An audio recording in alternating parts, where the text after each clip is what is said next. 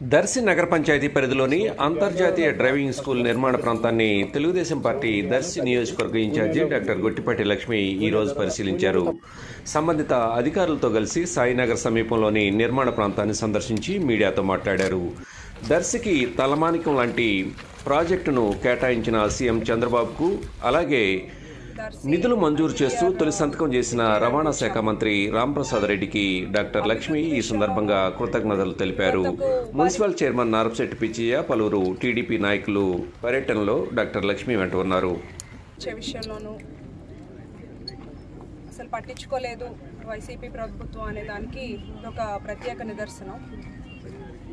2016లో మన ముఖ్యమంత్రి నారా చంద్రబాబు నాయుడు గారు ఎంతో విజన్ ఉన్న నాయకుడు ఒక ప్రతిష్టాత్మకమైన ప్రాజెక్ట్ని, ఇది సౌత్ ఇండియాలో టాప్ ప్రాజెక్ట్ అవుతుంది ఫినిష్ అయితే.